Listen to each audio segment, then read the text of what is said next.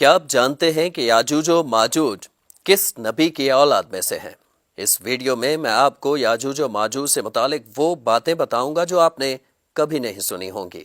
یاجوج و ماجوج حضرت نوح علیہ السلام کے تیسرے بیٹے یافس کی اولاد میں سے ہیں۔ یہ انسانی نسل کے دو بڑے وحشی قبیلے گزر چکے ہیں جو اپنے ارد گرد رہنے والوں پر بہت ظلم اور زیادتیاں کرتے اور انسانی بستیاں تاراج کر دیتے تھے۔ قرآن مجید کی آیت توریت کے مطابق اور تاریخی شواہد سے معلوم ہوتا ہے کہ یہ لوگ شمال مشرقی ایشیا میں زندگی بسر کرتے تھے اور اپنے وحشیانہ حملوں کے نتیجے میں ایشیا کے جنوبی اور مغربی علاقوں میں مصیبت برپا کرتے تھے۔ بعض تاریخ دانوں نے ان کے رہائشی علاقوں کو ماسکو اور توبل سیک کے آس پاس بتایا ہے، اور بعض کا خیال ہے کہ یاجوج و ماجوج کے شہر تبت اور چین سے بحرمند شمالی تک اور مغرب میں ترکستان تک پھیلے ہوئے تھے۔ حضرت ذوالقرنین کے زمانے میں یاجوج و ماجوج کے حملے وبال جان بن گئے تھے۔ ان کی روک تھام کے لیے ذوالقرنین نے پہاڑوں کے مابین اونچی اور مضبوط سد دیوار تعمیر فرمائی۔ ذوالقرنین اور سد ذوالقرنین کا ذکر قرآن کریم کی سورۃ الکہف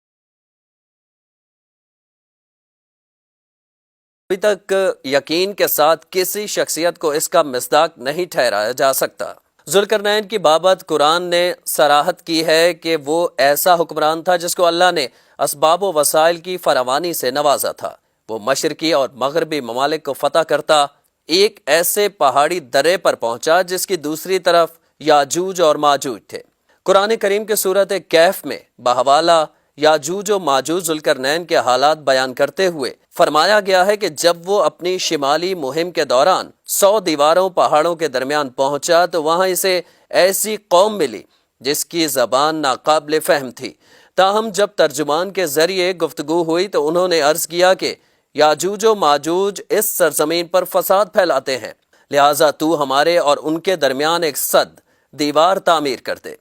چنانچہ پھر یہ تفصیل ہے کس طرح ذوالقرنین نے اس قوم کو یاجوج و ماجوج کی الغار سے بچانے کے لیے دیوار بنائی، اور جو دیوار بنائی گئی وہ کوئی خیالی اور مانوی نہیں بلکہ حقیقی اور حسی ہے، جو کہ لوہے اور پگھلے ہوئے تانبے سے بنائی گئی تھی، جس سے وقتی طور پر یاجوج و ماجوج کا فتنہ دب گیا۔ جب یہ دیوار تعمیر ہو گئی تو ذوالقرنین نے اللہ کا شکر ادا کیا جس نے یہ دیوار بنانے اور لوگوں کو آئے دن کی پریشانیوں سے نجات دلانے کی توفیق بخشی، مگر ساتھ ہی لوگوں کو یہ بھی بتایا گیا کہ یہ دیوار اگرچہ بہت مضبوط اور مستحکم ہے مگر یہ لازوال نہیں، جو چیز بھی بنی ہے بالآخر فنا ہونے والی ہے، اور جب میرے رب کے وعدے کا وقت قریب آئے گا تو وہ اس کو پیوند خاک کر دے گا، اور میرے رب کا وعدہ برحق ہے۔ رہی بات یہ کہ سد ذوالقرنین کہاں واقع ہے تو اس میں بھی اختلافات ہیں، کیونکہ آج تک ایسی 5 دیواریں معلوم ہو چکی ہیں جو مختلف بادشاہوں نے مختلف علاقوں میں مختلف ادوار میں جنگجو قوموں کے حملوں سے بچاؤ کی خاطر بنوائی تھیں۔ ان میں سے سب سے زیادہ مشہور دیوار چین ہے، جس کی لمبائی کا اندازہ 1200 میل سے لے کر 1500 میل تک کیا گیا ہے اور اب تک موجود ہے، لیکن واضح رہے کہ دیوار چین لوہے اور تانبے سے بنی ہوئی نہیں ہے اور نہ ہی وہ کسی چھوٹے کوہستانی درے میں ہے، وہ ایک عام مسالے سے بنی ہوئی دیوار ہے۔ بعض کا اصرار ہے کہ یہ وہی دیوار مارب ہے کہ جو یمن میں ہے۔ یہ ٹھیک ہے کہ دیوار مارب ایک کوہستانی درے میں بنائی گئی ہے، لیکن وہ سیلاب کو روکنے کے لیے اور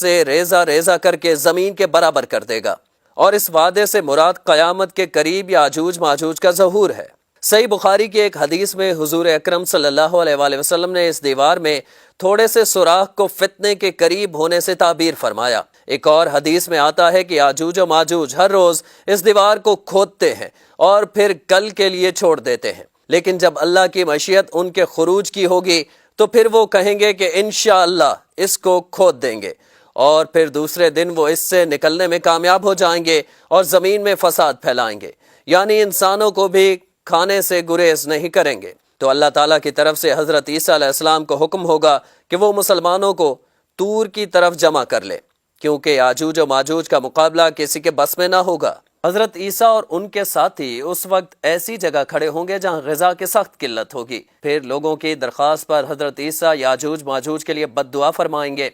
پس اللہ تعالیٰ ان کی گردنوں اور کانوں میں کیڑا پیدا کر دے گا جو بعد میں پھوڑا بن جائے گا،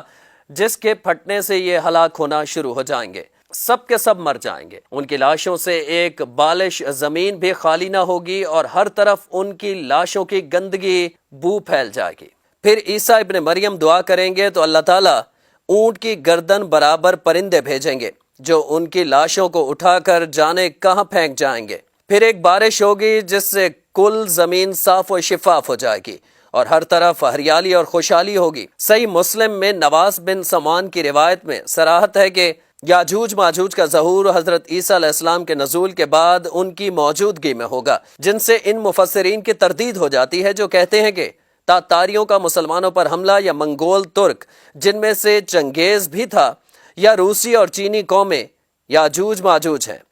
جن کا ظہور ہو چکا، یا مغربی قومیں ان کا مصداق ہیں جو کہ پوری دنیا میں ان کا غلبہ و تسلط ہے۔ یہ سب باتیں غلط ہیں، کیونکہ یاجوج ماجوج کے غلبے سے سیاسی غلبہ مراد نہیں ہے، بلکہ قتل و غارت گری اور شر و فساد کا وہ عارضی غلبہ ہے، تاہم پھر وبائی مرض سے سب کے سب آنے واحد میں لقمہ اجل بن جائیں گے۔